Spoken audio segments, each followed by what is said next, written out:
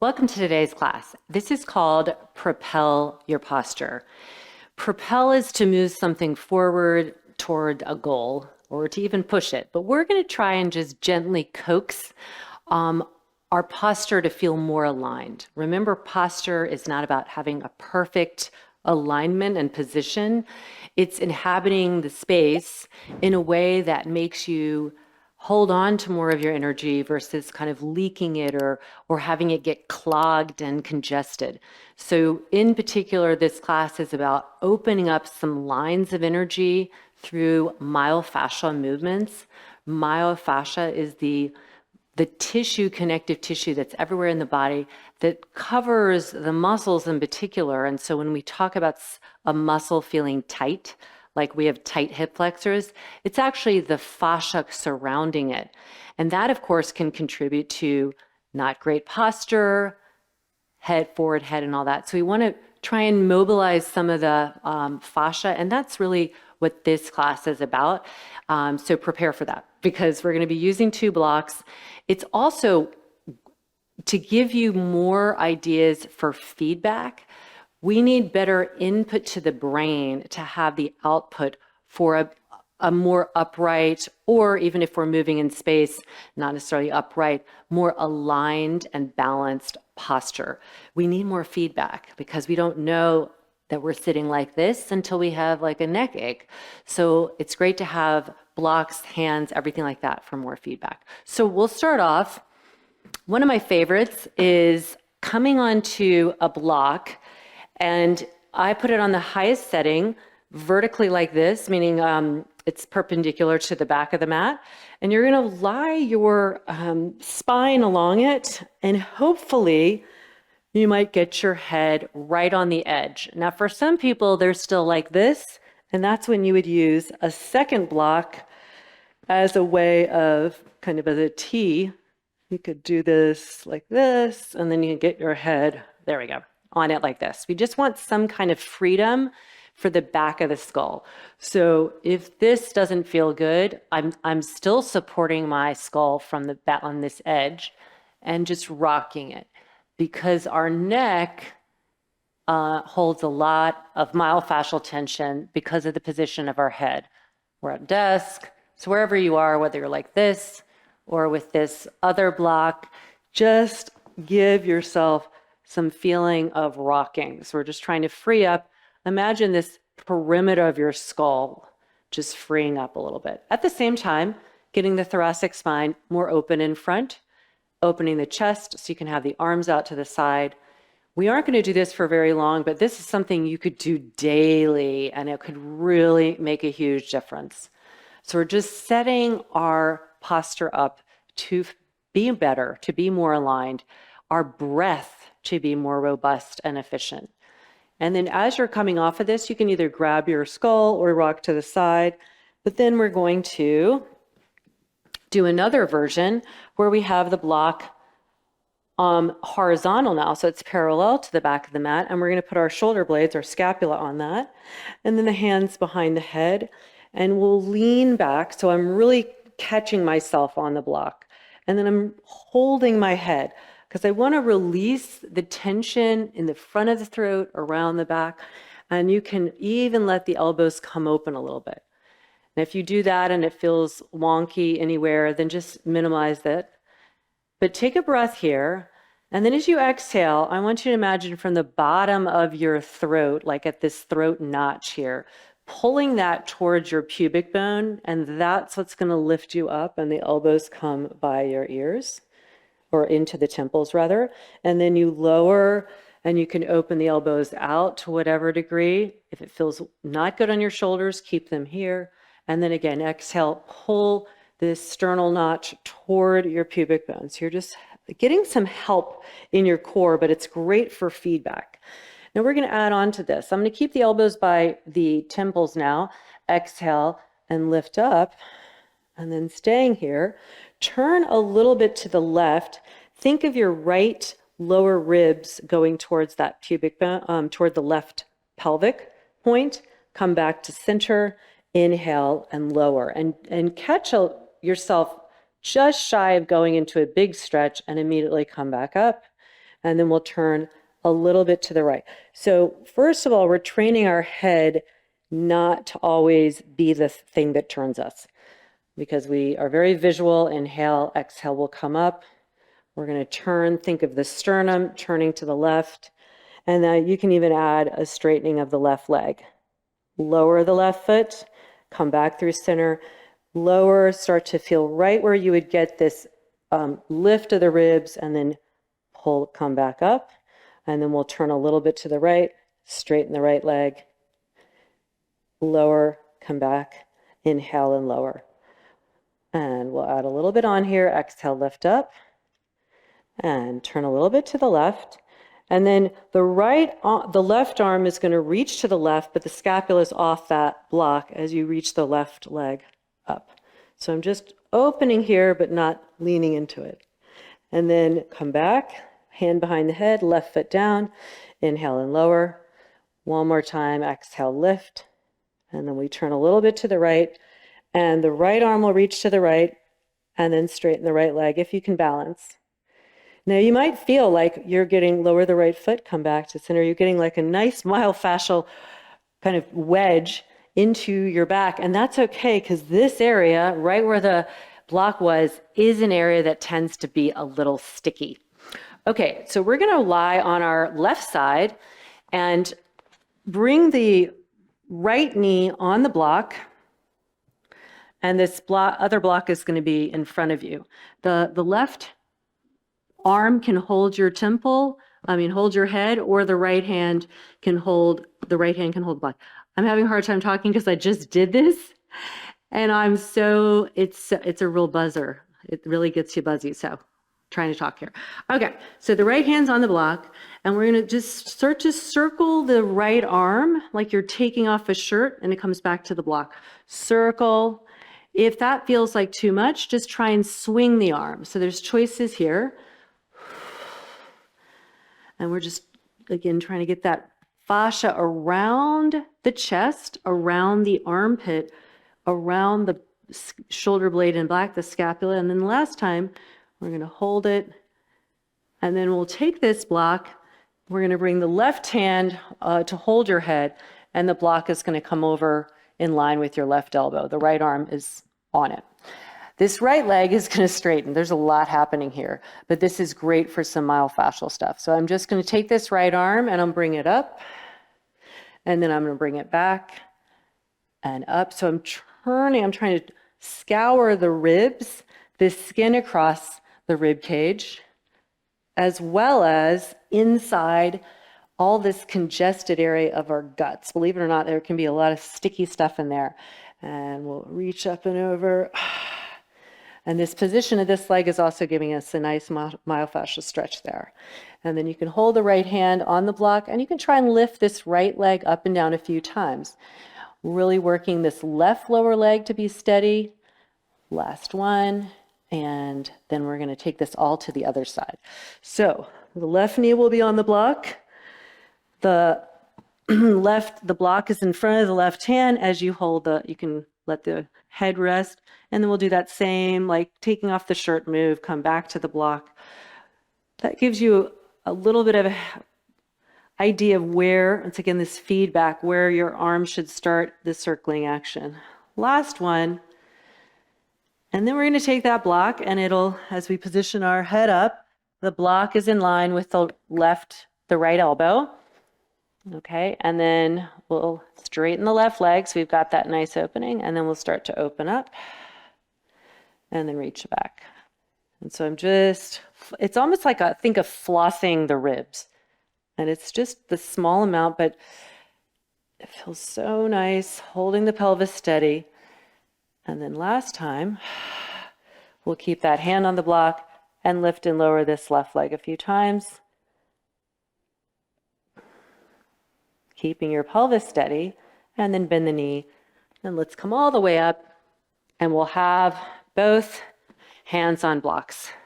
So just notice if you feel already like a little bit of like a flush, like a reset. And that's what we're doing in the reset for our posture. So in the quadruped position, hands are on blocks.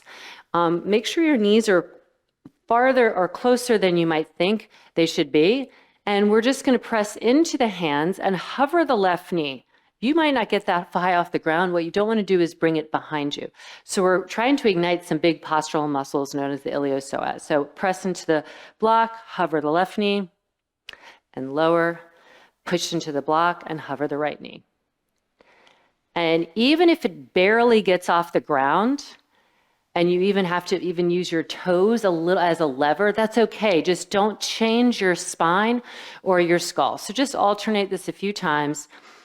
You're also trying to put your brain into your scapula. So as you lift the knee off the floor, the scapula is pulling down toward the knee. And one more time, we'll lift this left knee, and then we'll stretch the left leg straight back behind us with the toes on the floor. And you can rock from the left toes, holding the spine long. Don't worry, we're going to stretch out the wrist in just a minute, but this is really great for warming them up. And then hold it a little bit forward and start to slide this left foot over to the right. Now, lift into a cat, like push the floor away and lift. I'm not turning my left thigh. I'm really trying to lift up, and you can minimize how much you cross over.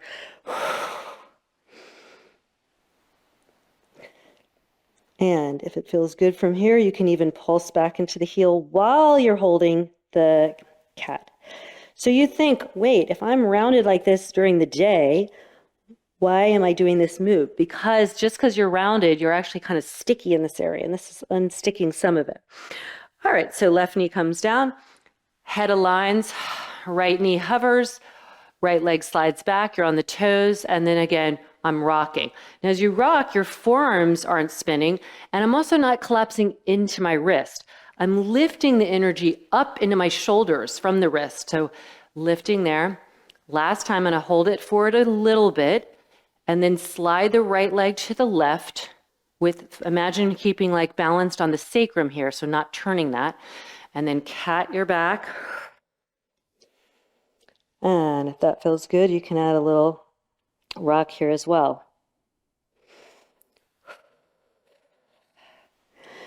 And then we'll come back from there. We're going to bring the right knee on the block and have this other block out to the side as you come up in a 90-90. Now take your right hand forward, palm is up, bend the elbow ever so slightly, and then we're going to grab the fingers and pull back. And then you can bend even more here. And big exhale. As you're opening the forearm, lift up through the crown of the head, not up through the chin, but like push into that right knee, open up, big breath there. Then we're going to take this hand like it is and bring it onto the block. All right, and if that's too much, then you can spin it out to the right. So I'm just giving you a big choice here for stretching the forearm. This, believe it or not, is often a result, tightness in here as a result of the shoulder being tight, restricted or rounded. And just breathe into that as you rotate a little bit to the left. So again, your fingers could be turned to the right or they could be here. One more big breath here in whatever twist you have. And then we'll all turn our fingers to face the same direction as our foot and lift into a twisted crescent. You could also have that block on a higher setting. This left finger, the left fingers are in the left hip crease, and we're going to rock here as well.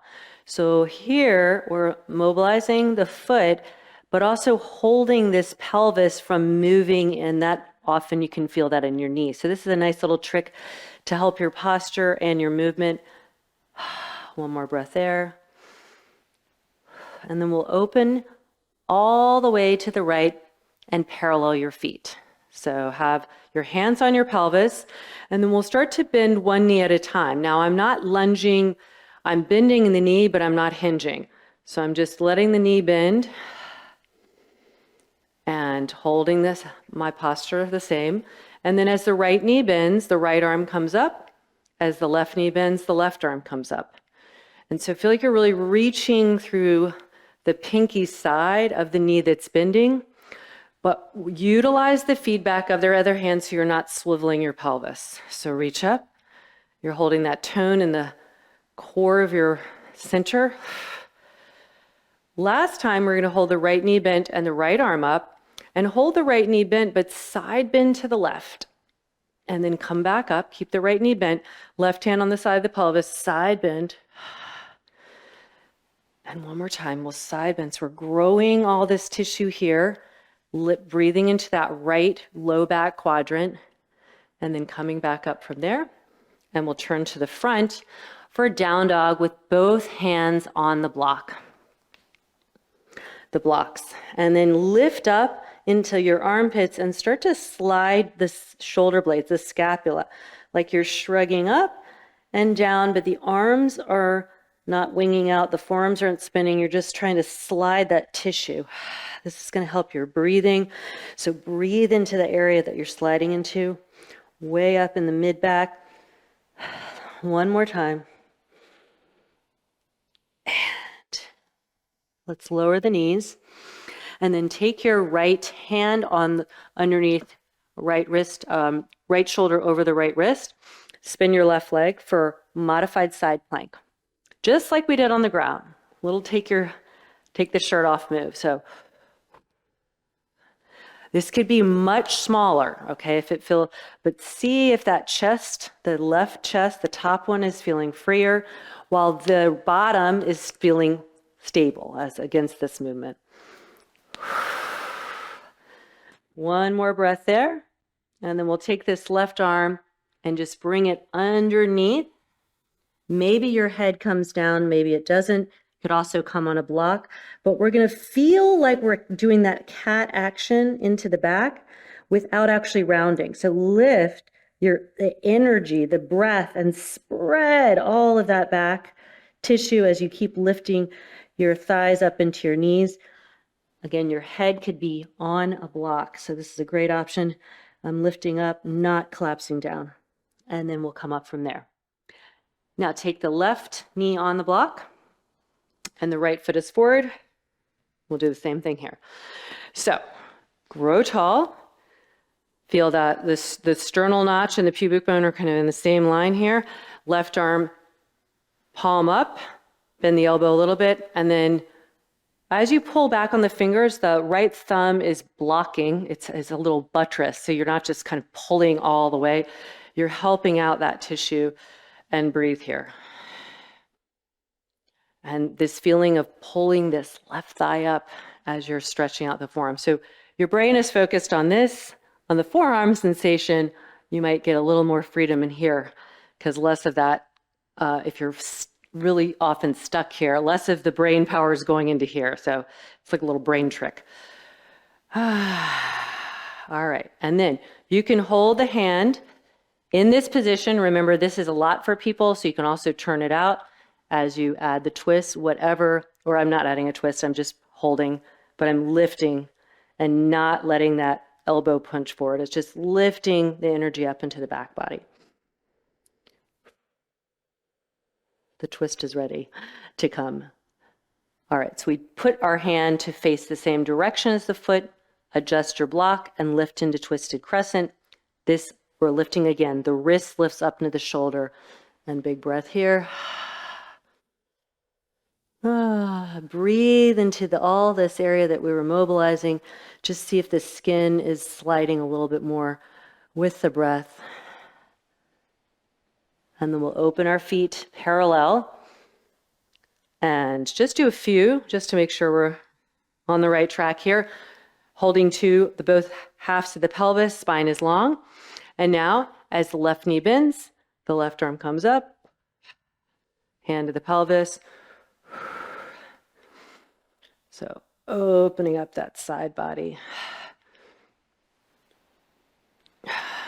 One more time. Really lifting up. Oh, yeah, that feels good. And then we'll turn for our down dog. Hands on the blocks, balls of the feet on the floor, and then glide the scapula. Feel if that's a little freer here.